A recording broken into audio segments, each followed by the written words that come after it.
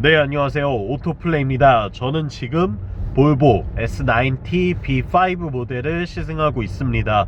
볼보의 플래그십 세단이죠. 준대형급 기안 모델이면서 동시에 마일드 하이브리드 파워트레인을 장착하고 있는 굉장히 고급스러운 럭셔리 세단이라고 할 수 있겠습니다. 4인 가족이 넉넉히 타기에도 정말 충분한 공간을 자랑하고 있고, 뿐만 아니라 꽤나 좋은 연비 효율과 최신의 마일드 하이브리드 기술까지 포함되어 있는 정말 볼보의 자랑거리라고 할 수 있는데요. 과연 이 S90 B5가 어떤 매력을 보여주는지 지금부터 저와 함께 만나보시겠습니다. 사실 지난번 S90는 시승을 통해서 여러 번 전해드린 적이 있어요. B5 모델도 전해드렸고 B6 모델도 한번 보여드린 적이 있었죠.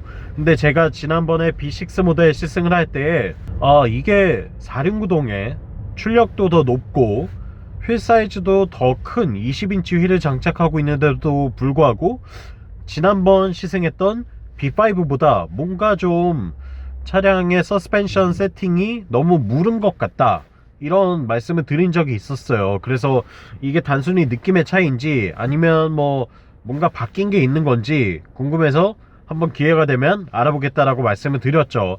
그래서 다시 한번 이렇게 B5 모델을 시승을 해보고 있습니다. B5 모델을 타고 제가 장거리 주행을 좀 꽤 많이 해봤는데요.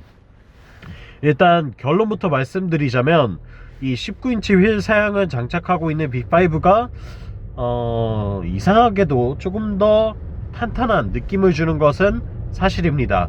근데 어디까지나 약간의 차이일 뿐, 이 B6 모델 대비 B5도 그렇게 아주 단단하다라는, 딱딱하다라는 느낌을 주지는 않고요.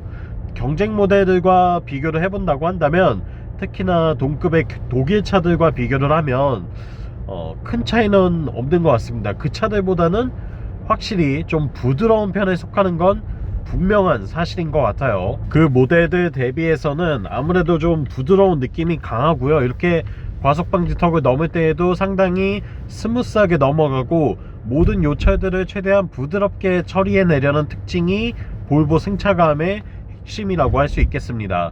고속주행 시에는 그래도 어느정도 꽤나 안정적인 성능을 자랑하고 있어요. 볼보는 최고속도가 안전상의 이유로 180km에서 제한이 되는데요. 적어도 그 속도에 도달할 때까지는 주행을 하면서 차체가 뭔가 거동이 불안해진다는 느낌은 없습니다. 다만 아무래도 이 서스펜션 세팅이 약간 부드러운 쪽에 속하다 보니까 차가 어느정도 바운싱이 좀 있기는 해요. 고속을 달릴 때 약간씩 움직이는 건 있는데 이게 아주 기분 나쁜 정도까지는 아니고요. 멀미를 유발한다거나 이런 차들도 있는데 그 정도는 아니고, 어느 정도 그래도 고속주행의 안정감을 느끼게 해주면서 승차감을 최대한 우선시하는 세팅이라고 할 수 있겠네요. 다만 제 개인적인 느낌으로는 여전히 B5가 좀 더 그 부드러운 느낌이 강했다라는 말씀을 드리고 싶어요. 그 차는 주행할 때 거의 시종일관 이렇게 바운싱이 느껴졌었거든요. 제가 지금 타고 있는 이 B5는 B6 대비 그런 느낌까지는 아니에요. 어느 정도 이 주행 성능과 승차감에 타협했다는 느낌이 들고요. 그리고 출력 측면에서 따져봤을 때에도 사실 이 B5가 250마력 이상의 출력을 내고 있기 때문에 힘이 부족하다거나 어딘가 좀 답답하다는 느낌이 드는 구석은 거의 없다고 봐야 될 것 같아요. 고속에서도 웬만한 속도까지 쭉쭉 밀어붙여 주기 때문에, 더군다나 저속주행 시에는 마일드 하이브리드 덕분에 모터가 힘을 더해줘서 좀 더 부드럽고 매끄러운 출발이 가능하다는 점도 하나의 장점이 될 것 같고요. 전반적으로 제가 이 S90를 사야 한다라고 한다면 저는 여전히 B6보다는 B5를 선택하겠다는 데에 이견이 없습니다. 그게 훨씬 더 합리적이고 효율적이고 알맞은 선택 같아요. 더군다나 어차피 S90는 전륜구동 기반이죠. 그렇기 때문에 사실 4륜구동이 그렇게 유의미하지 않아요. 그런 것도 있어서 저는 말씀드린 것처럼 이 B5가 훨씬 더 매력적인 선택지다 라고 말씀을 드리고 싶고요. 공간 너무 넓습니다. 성인 남자 4명이 타고 장거리 여행을 갔다 왔는데 정말 부족함이 하나도 없었어요. 아주 넉넉하게 뒷좌석 공간도 쓸 수가 있었고요.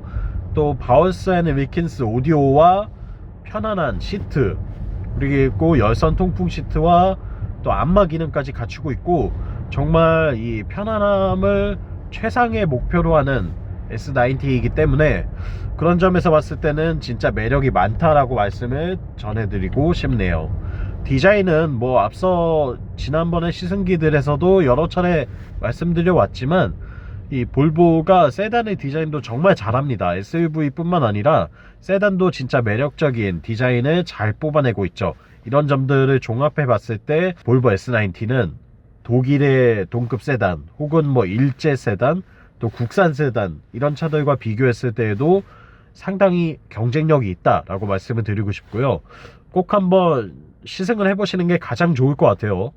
직접 타봐야 이 차가 어떤 매력이 있구나 라는 걸 느끼실 수가 있기 때문에, 또한 이 마일드 하이브리드의 적용 덕분에 이 오토 스타트 스탑이 작동을 할 때에도 굉장히 부드럽게 시동이 걸리는 걸 보실 수가 있어요.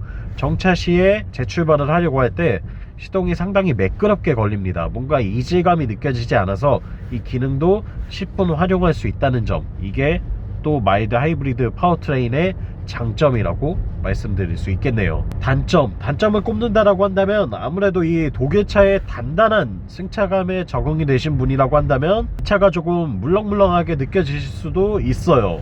근데 그 점을 제외하면 글쎄요, 사실상 이 차의 단점을 꼽는 게 의미가 있을까라는 생각이 들 정도로 너무나 만족스럽고, 연비 같은 경우에도 제가 이 차를 타고 500km 정도를 주행을 했고요. 제가 기록한 평균 연비는 리터당 12.3km입니다.